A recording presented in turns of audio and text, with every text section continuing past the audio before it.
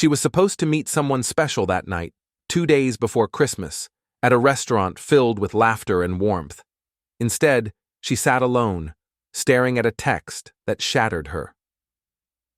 The deaf thing is more than I'm looking for right now. Her hands trembled, her eyes burned. Maybe this was how her story ended, ignored, rejected, alone. But then 2 little girls with beautiful dark coils appeared at her table, and what they signed next changed everything. The bistro hummed with holiday energy. Couples shared desserts, families celebrated early Christmas dinners, the clinking of glasses mixing with cheerful conversations. But at the corner table by the window, Elara Wynn sat in crushing silence. 45 minutes she'd waited. Her water glass had been refilled 4 times, the sympathy in the waitress's eyes evolving from understanding to pity. She checked her phone. 6:47 p.m. That's when she saw it. Hey, can't make it tonight. The deaf thing is more than I'm looking for right now. Take care. Her breath caught. The deaf thing. As if her entire identity could be reduced to an inconvenient detail, a complication Colton Red had decided against. The warm glow of her brown skin seemed dulled under the restaurant lights, her usually bright eyes now clouded with pain. Elara signaled for the check, trying to hold on to whatever dignity she had left. 3 years of avoiding romance, burying herself in work at the school for deaf children, and the first time she tried again, this happened. Her sister's voice echoed in her mind. Elara, you can't hide forever. Jonas wouldn't have wanted that for you. But her sister didn't understand what it felt like to explain your deafness over and over, to watch interest fade when people realized loving you would require effort, adaptation, patience. As she dabbed at her eyes, she didn't notice the 2 pairs of curious brown eyes watching her. Lena tugged on her twin sister's sleeve. Soraya, look, that lady is crying. Soraya followed her gaze. Even at 5 years old, the twins had learned to read people. Their father said it came from living with Grandma Maeve, from understanding that communication went beyond words. She's really sad, Lena whispered, like when Daddy cries in the garage when he thinks we can't see. Dorian, trying to convince them to eat their carrots, caught that comment and felt his chest tighten. He thought he'd been more careful about hiding those moments. Daddy, Soraya turned to him, her dark curls bouncing. That lady is alone and sad. Dorian glanced over carefully. The woman did look distressed, her locks pulled back elegantly, pain visible in her posture. Sometimes people have hard days, sweetheart. We should give her privacy. But it's almost Christmas, Soraya said, as if sadness wasn't allowed during the holidays. Then the woman signed something to the waitress. A simple thank you. Both girls' eyes widened. Daddy, they said in unison. She knows. Sign language? Before Dorian could react, both girls slipped out of the booth with the speed of tiny ninjas. His engineer's brain calculated the distance, their trajectory, and his chances of catching them. He came up short on all counts. Girls, wait! But they were already at her table. Elara felt a gentle tug on her dress. She looked down to find 2 identical little girls staring up at her, their beautiful dark skin glowing in the warm lighting, their coily hair styled in matching puffs with colorful barrettes. Then the one on the left raised her hands and signed perfectly. Can we join you? You look sad. Elara's breath caught. She knelt down, signing back. You know sign language? Our grandma is deaf. She teaches us. I'm Soraya. I'm Lena. You're really pretty. Why are you crying? Something broke open in Elara's chest. She laughed, a genuine sound that surprised her. Someone was supposed to meet me for dinner, but they decided not to come. That's mean, Lena signed emphatically, her face scrunching with indignation, especially before Christmas. Girls! A man arrived, slightly out of breath. He was tall with deep brown skin, kind eyes that matched his daughter's, and when he spoke, his hands moved simultaneously in sign language, a habit so natural it was clearly part of who he was. "I'm so sorry," he said, signing. "They just took off before I could stop them." Elara stood, wiping at her eyes. "It's okay. They were just keeping me company." "Daddy, she got stood up," Soraya announced loud enough for nearby tables to hear. "That means someone was supposed to come but didn't." "Soraya," Dorian said, his face reddening, "that's not something we announced to the whole restaurant." "But it's true," Lena defended. "Nobody should be alone before Christmas." Dorian looked at Elara, really looked at her, and saw the pain she was trying to hide. Something in her expression reminded him of his own reflection on the hard days. "I'm Dorian Kade, and these are my daughters, who apparently have no concept of personal boundaries." "Elara Wynn, and they're wonderful." "Can she eat with us?" Lena asked. "We have lots of room." "Girls, I'm sure Elara has other plans." "Actually," Elara heard herself say, "I don't. Not anymore." Whatever Dorian saw in her face, the loneliness he recognized, the hope fighting against disappointment, made him nod. "We'd be honored. Though I should warn you, there's an ongoing negotiation about vegetables that might get intense." Elara smiled, the first real smile she'd managed all evening. "I teach third graders. I'm professionally trained in vegetable negotiations." The girls cheered and practically dragged Elara to their booth. As she slid in next to Lena, Soraya immediately climbed onto her lap with the confidence of a child who'd never learned to fear strangers. "Soraya, give her some space," Dorian said, but Elara was already laughing, helping Soraya settle comfortably. The weight of the small child filled something she hadn't realized was empty. "It's fine, really." She looked at the abandoned vegetables on their plates. "So, what's the situation here?" "They're orange," Lena explained gravely, as if this explained everything. Orange vegetables. Tricky. But did you know orange vegetables help you see in the dark? Very important for Christmas morning when you need to check if Santa came without turning on the lights." The twins' eyes widened. They exchanged a mysterious twin look and slowly began eating their carrots. Dorian stared at Elara with awe. "How did you do that?"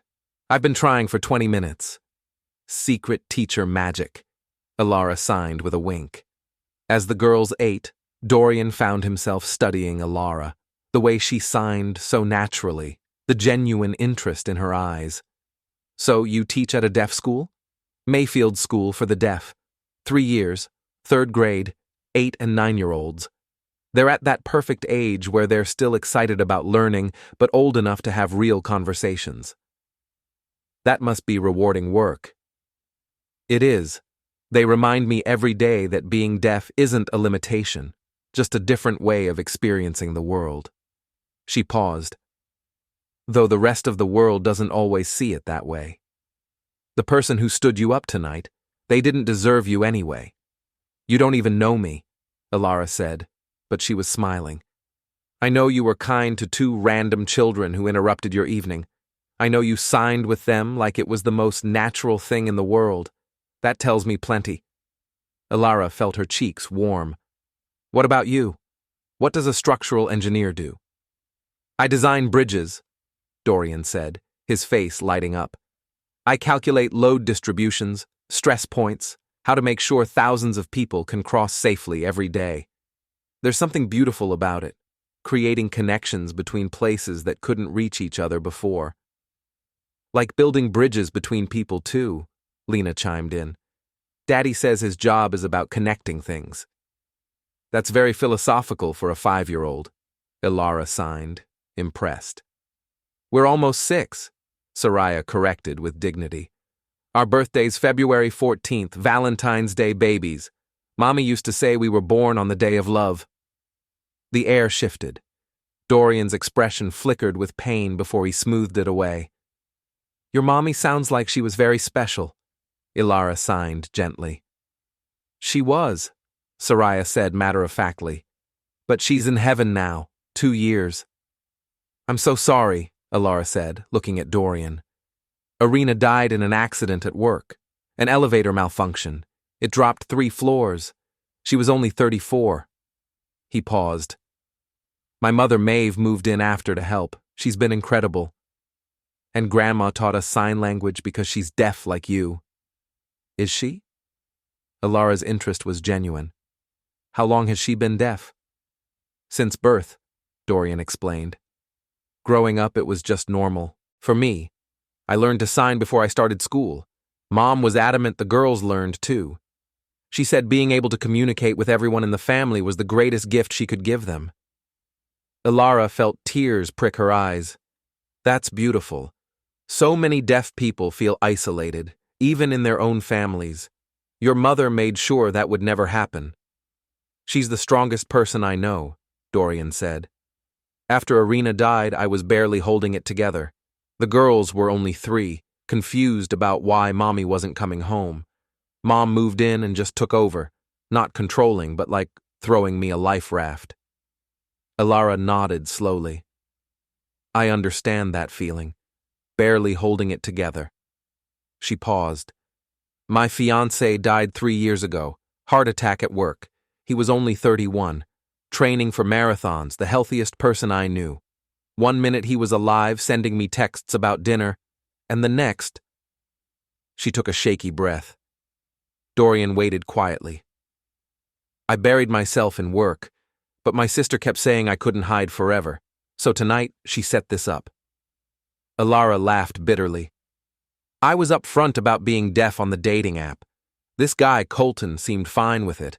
Said he'd always wanted to learn sign language like it was some hobby. But then he decided it was too much work, Dorian said quietly. The message said, the deaf thing is more than I'm looking for. Like I'm some complicated appliance he decided not to purchase. That's incredibly cruel. It's not the first time. Every single time, once people realize what being with a deaf person actually means, learning sign language, dealing with captions, understanding I can't hear them call from another room, they disappear. So I stopped trying. Until tonight. Until tonight. Elara looked at the twins building a sugar packet tower. Getting stood up was terrible. But meeting your daughters, that's the best thing that's happened to me in a long time. Lena looked up. Can you teach us a Christmas song in sign language? For the next 20 minutes, Elara taught them Silent Night.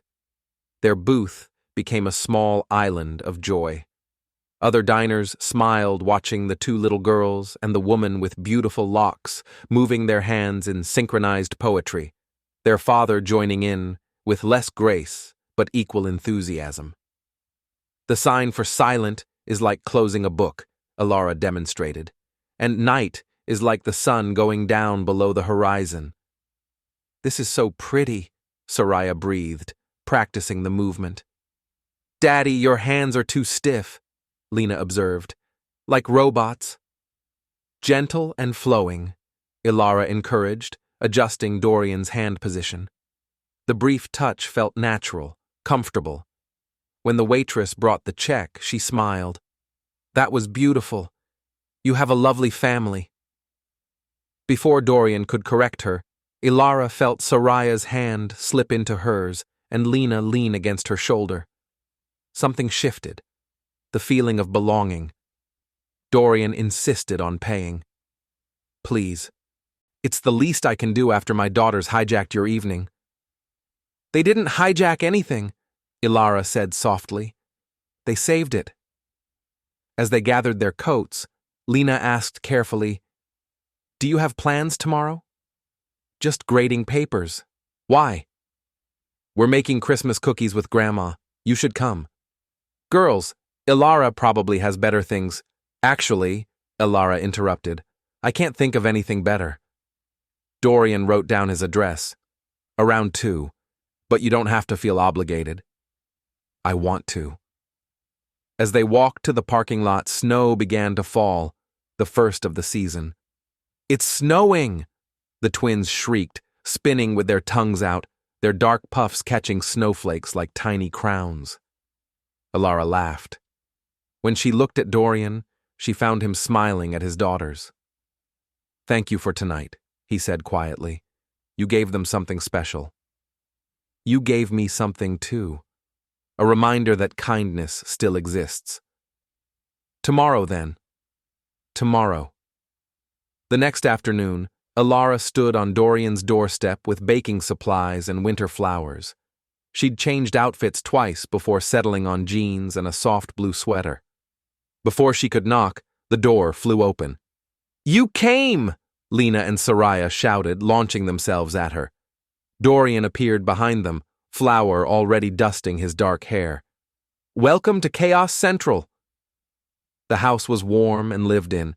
Toys scattered everywhere, children's artwork covering the refrigerator, a Christmas tree decorated heavily on the bottom, sparse on top. "Your home is beautiful," Elara said. "It's messy." "No, it's lived in. There's a difference." Elara thought of her own apartment, pristine, organized, and utterly lonely. This is a real home. From the kitchen emerged a woman in her early 60s, with silver-streaked locks and Dorian's kind eyes. Maeve Cade's deep brown skin glowed with warmth, and when she saw Elara signing with her granddaughters, her face lit up. "You must be Elara," Maeve signed, her movements fluid. "The girls haven't stopped talking about you." "It's wonderful to meet you," Elara signed back, feeling her nervousness ease. There was something comforting about being with another deaf woman, someone who understood implicitly. Maeve studied her, then smiled. "You have kind eyes and patient hands. You must be a wonderful teacher." "Come," Maeve gestured. "We have cookie dough to make and stories to share." The afternoon unfolded like a dream. The kitchen became a warm cocoon of flour dust and laughter. Maeve and Elara fell into easy conversation about teaching, recipes, growing up deaf in different generations. "When I was young, there were so few resources," Maeve signed. "My parents didn't learn sign language. They thought I should just read lips. It wasn't until deaf school that I finally felt like I could breathe." "I was lucky," Elara signed back, rolling out dough while Soraya pressed star-shaped cutters into it. "My parents learned sign language before I was even diagnosed. They made sure I never felt isolated." "But you still face it, don't you? The isolation that comes from a hearing world that doesn't want to make room for us." Elara felt tears prick her eyes. "Every day. Last night was just the latest reminder." Maeve squeezed her hand, getting flour on both of them. "Grandma says fools don't deserve cookies," Soraya chimed in, making both women laugh. Dorian watched from the doorway, his daughters covered in flour, his mother laughing, and Elara fitting into the picture so naturally. "Daddy, stop staring and come help," Soraya called. "I'm supervising," he signed back. "You're being lazy," Lena corrected, making everyone laugh. For the next hour, they created an army of cookies. Stars, trees, snowmen, bells. The girls insisted on putting too much frosting on everything, creating colorful, chaotic masterpieces. "This one is for you," Soraya said, presenting Elara with a star cookie decorated with blue frosting. "Because you're like a star that came to our house." Elara felt her throat tighten. "It's perfect. Thank you." "You can't keep it forever. You have to eat it," Lena said practically. "But we can make you more anytime you visit." Later, Maeve pulled out photo albums. For the next hour, Elara learned the Kade family history.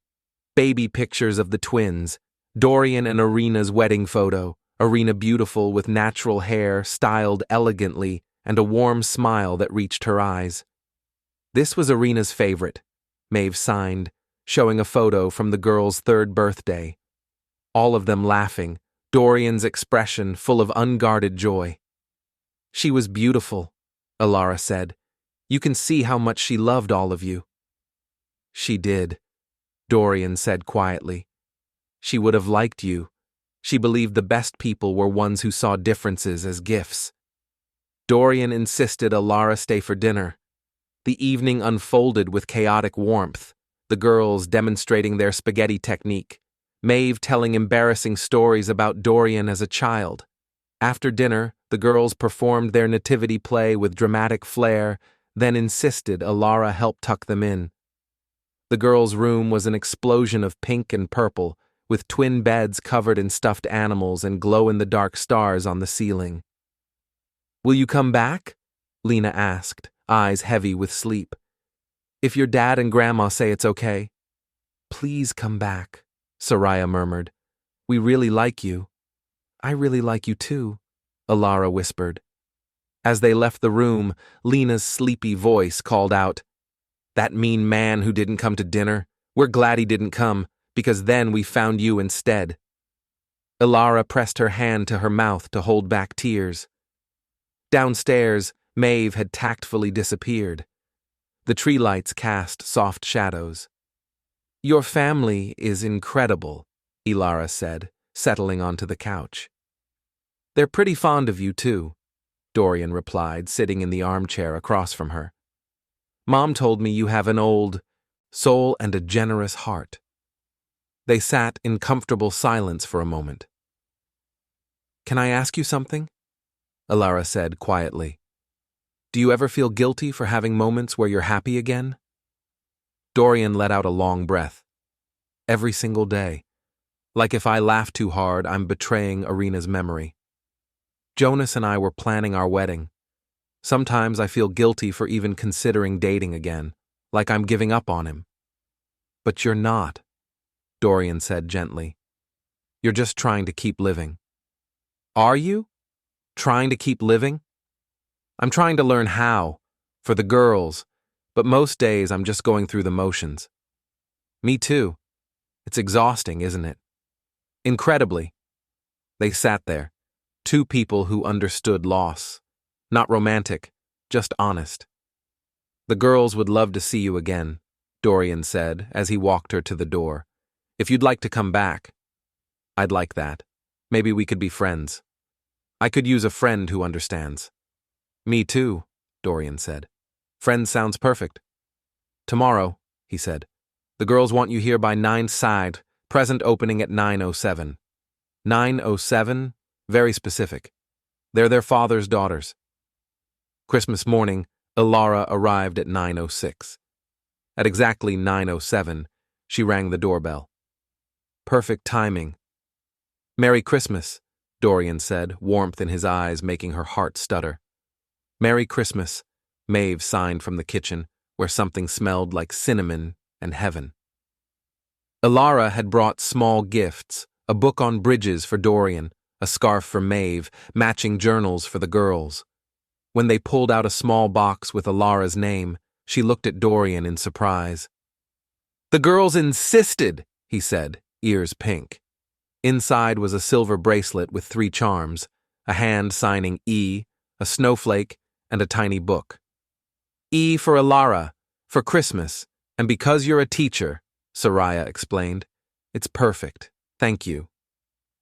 "Now you're part of our Christmas," Lena said simply. Elara excused herself to cry in the bathroom. Maeve found her, handed her a tissue, and pulled her into a hug. Breakfast was Maeve's famous cinnamon rolls. The morning unfolded with easy rhythm. The girls showed Elara every gift, taught their new stuffed puppies, named Dorothy and Toto, sign language, and built an elaborate fort from boxes. By mid-afternoon, the girls fell asleep on the couch with Elara between them. "They never nap anymore," Dorian said softly. "Haven't in months." Maeve snapped a quiet photo before disappearing. "Thank you for being here," Dorian said. "This is the first Christmas since Arena died that's felt like joy, instead of just going through the motions. Thank you for including me. You're not a stranger anymore." "No, I'm not." That evening, they stood on the back porch as snow fell.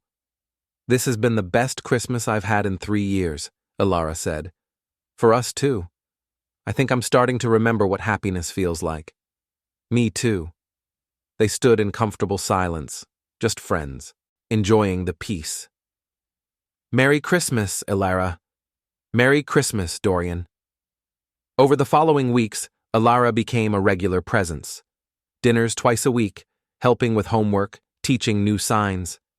She and Maeve bonded deeply over their shared experiences. But it was friendship. Comfortable, easy friendship.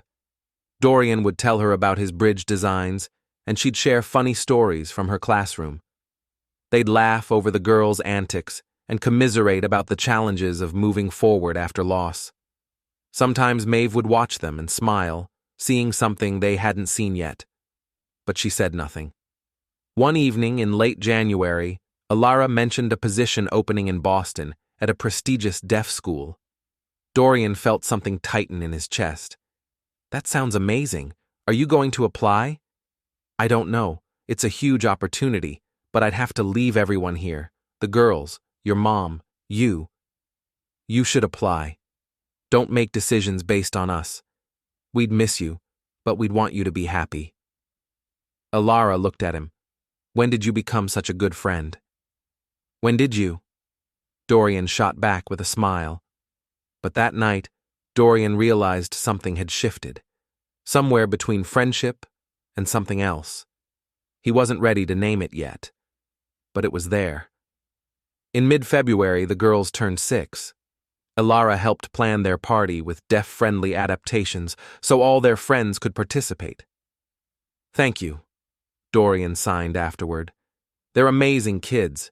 You're doing an incredible job." "We're doing an incredible job," Dorian corrected. "You're as much a part of their lives now as anyone." Elara felt her heart skip. When did his words start meaning more than they should? One evening in early March, about 10 weeks after they'd first met, Dorian asked Elara to his workshop. Inside was his current project, a pedestrian bridge for the city park. "This one's special," Dorian explained. "I started it after Irina died. I needed to create something about connection, about bridging gaps. I didn't realize until recently that I was designing it for myself." "What do you mean?" "I was stuck on one side of a ravine, the side where Irina died, where I was just surviving. But I'm starting to realize there's another side, where I can live again, where I can feel things again, not just for the girls, for myself." They stood in silence. "Elara, I need to tell you something. These past few months, getting to know you, watching you with the girls, I realized I'm starting to have feelings for you. Real feelings, not just friendship." He took a breath. "I'm terrified because I wasn't looking for this, but somewhere along the way, you became more than just a friend." Tears streamed down Elara's face. "I'm scared too, because I feel it too, and I don't know if I'm ready. We don't have to rush anything. We can take this as slowly as we need to. I don't want to just stay friends, but what if we try this and it doesn't work? What if I lose you and the girls and Maeve? What if we try this and it does work? What if we're missing out on something beautiful because we're too scared?" From the doorway came a small voice. "Are you guys going to be boyfriend and girlfriend now? Grandma says it's about time." Both girls watched with enormous eyes. "We think you should be together," Lena said. "You make Daddy smile again." "And you make us happy," Soraya added. "So it's okay if you want to kiss and stuff." Elara laughed through her tears. "You two are something else." "We know," they said in unison. Dorian looked at Elara. "So, want to try this? Slowly?" Elara thought about 3 years of being alone, about 2 little girls who'd seen her crying and decided to help, about a man who'd become her best friend. "Yes," she said softly. "Let's try this. Slowly." They kept their word. Their first official date was 2 weeks later. Dinner at a quiet restaurant, just the two of them. They held hands across the table and talked for hours. Their first kiss came a month after that, standing in his workshop late one night, gentle and tentative. Both still scared, but willing to be brave. The girls were thrilled. Maeve was unsurprised. And slowly, carefully, Dorian and Elara built something new on the foundation of their friendship. 4 months after their first date, Elara turned down Boston. Are you sure? Dorian asked. I don't want you to give up opportunities. I'm not giving up anything. I'm choosing what I want. And what I want is here. My students, your mother, the girls, you, this life we're building. Dorian pulled her close. I love you, Elara Wynn. I love you too, Dorian Kade. From the living room came twin shrieks. They'd been eavesdropping again. 18 months after they started dating, Dorian proposed in the chaotic, flower-covered kitchen. Elara Wynn, he signed, kneeling. You walked into our lives when we needed you most. You became our friend first, then so much more. You showed the girls that being different is beautiful. You taught me my heart was big enough to love again. Will you marry me? Elara didn't hesitate. Yes. Maeve appeared, signing, finally, with a huge grin. They married the following Christmas Eve in their snow-covered backyard. Maeve walked Elara down the aisle, both crying and signing, I love you.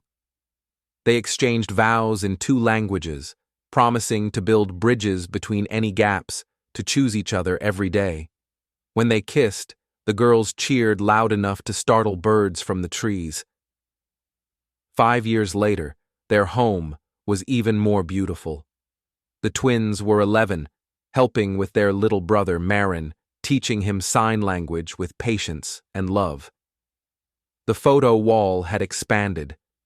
Irina still smiled from her place of honor, a beloved memory woven into their family tapestry. Beside her hung photos of Elara and Dorian's wedding, family vacations, everyday moments of joy. One photo captured it all. That first Christmas morning when Elara had joined them, all of them by the tree, hands mid-sign, laughing. Below the ornament of signing hands, in Elara's calligraphy, family isn't just about blood or law. It's about choosing each other again and again. We chose friendship first, then we chose love, and every day we choose each other. We are complete. On this Christmas morning, they gathered by that same tree, older now, fuller, louder. Marin sat between his sisters, watching them sign the Christmas story with dramatic flair. Maeve presided over the chaos with her knowing smile. Dorian pulled Elara close, kissing her temple. Remember that restaurant? Elara looked around at the wrapping paper explosion, the children laughing, Maeve directing traffic in sign language, the life they'd built from one terrible night and 2 brave little girls. Every single day, she signed back. Best night of my life, because you got stood up. Because I got found. And as Soraya and Lena pulled her into their elaborate present opening system, color-coded and scheduled to the minute, Elara thought about that text from 5 years ago. The deaf thing is more than I'm looking for. She smiled, because he'd been right about one thing. She was more than he deserved, more than he could handle, more than his small world could contain. She was a teacher, a wife, a mother, a daughter, a friend. She was deaf and fluent and brave and loved. She was complicated and beautiful and exactly enough for the people who mattered. She was home. Mama, it's your turn, Marin signed, pressing a lumpy package into her hands. Inside was a clay ornament with 3 small handprints and the words, "We picked each other," painted in purple, green, and red. She looked at Dorian through tears. He was crying too. For the tree, Soraya explained, next to the family hands at the top. Because that's where the important things go, Lena added. Elara pulled all 3 children into her arms, Dorian and Maeve joining the embrace, and thought about how 5 years ago she'd been sitting alone in a restaurant believing her story had ended. She'd been so wrong. It hadn't ended. It had just been waiting to begin.